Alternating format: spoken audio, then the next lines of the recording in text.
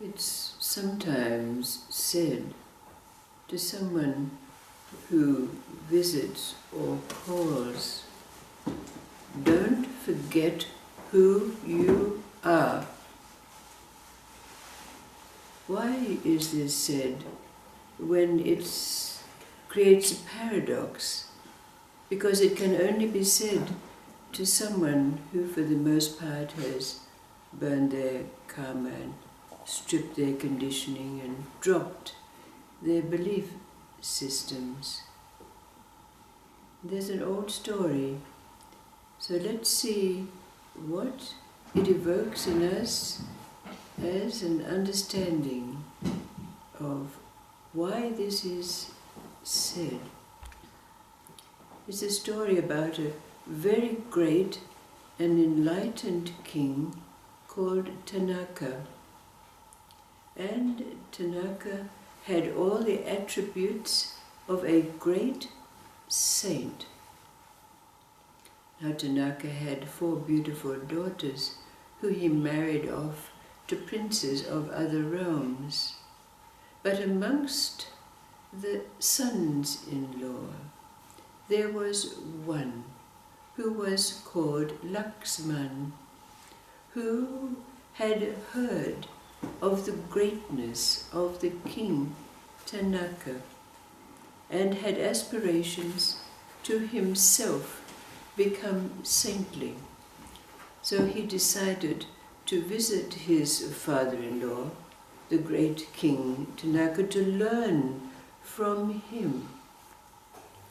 But to his very great surprise, when Laxman arrived, he found a magnificent palace with all the trappings, and King Tanaka himself sitting on a golden throne. And from the moment Laxman entered the palace, he was entertained in the most decadent way. Feasting and dancing girls and poets and musicians. And he thought to himself, how can this king be a great saint when he has around him all of this wealth, all of this luxury?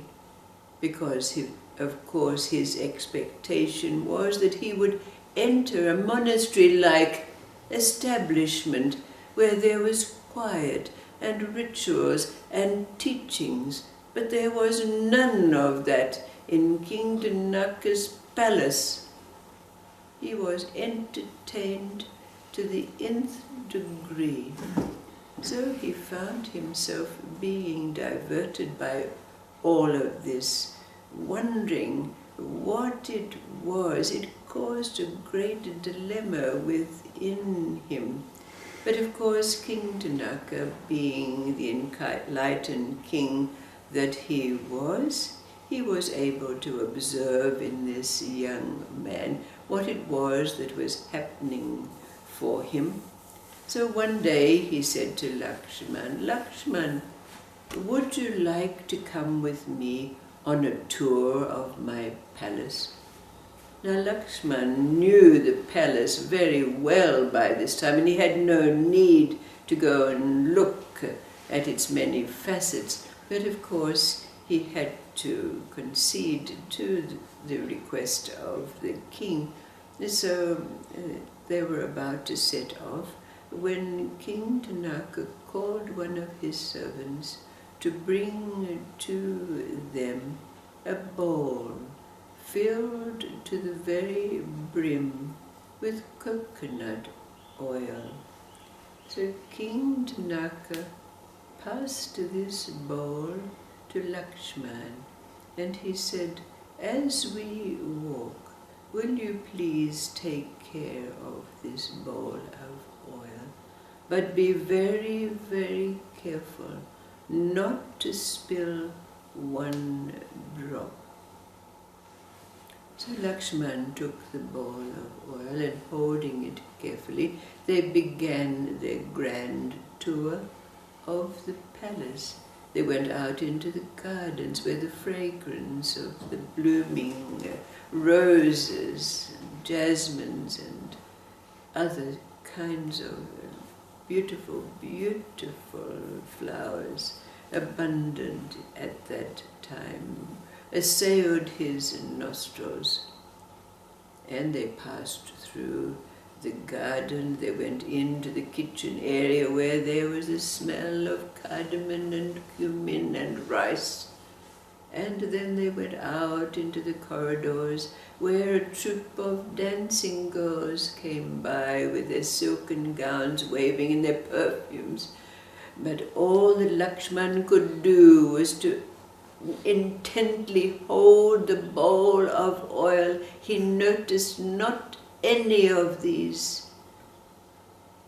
He was so careful when the dancing girls passed by that they did not touch his elbow to knock the bowl and spill the oil out.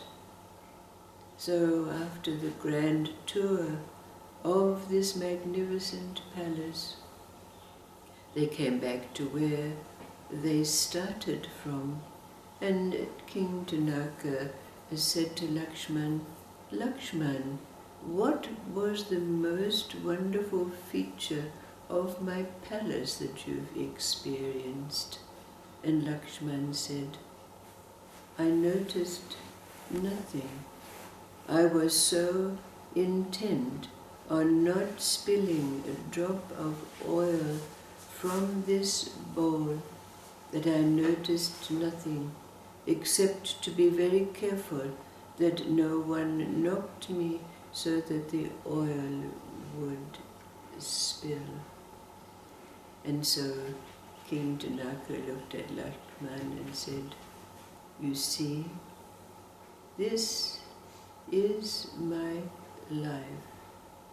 The bowl is my life, and it is always full to the brim. My only task, dedication, and purpose is not to spill one drop from the bowl." In that moment, of course, Lakshman had all the teachings that he needed to bring him to the threshold of sainthood himself.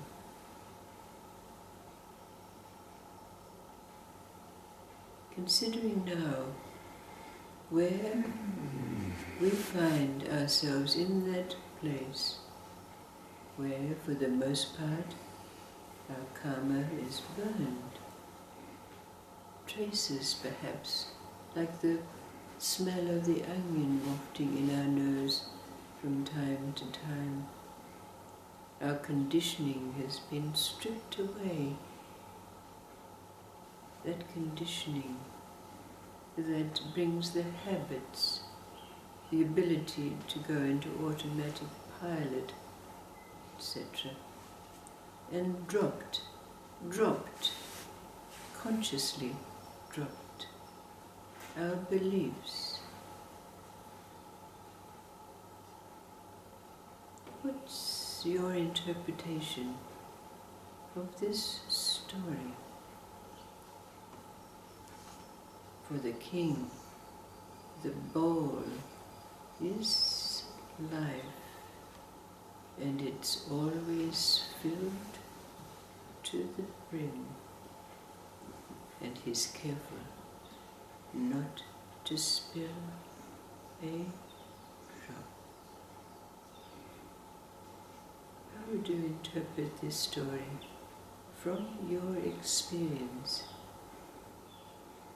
In endeavor to solve the paradox of why it is said sometimes to you, perhaps, don't forget who you are. What's the meaning of this? And the spilling the oil is the same has forgotten who you are,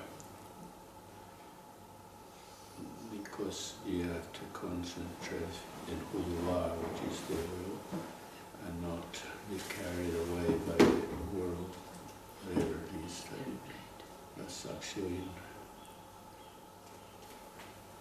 The bowl is my life, and it's filled to the brim, and I must be careful not to spill. It seems to me that there's two ways I can see of looking at it. The first way is that when someone's looking in on something, they're going to be looking at that from a very different point of view to the person that's actually in it. And for the person who's in it, they have to maintain their awareness of who they are and what's going on, rather than accepting the vision from others looking outside, which is quite different. Could be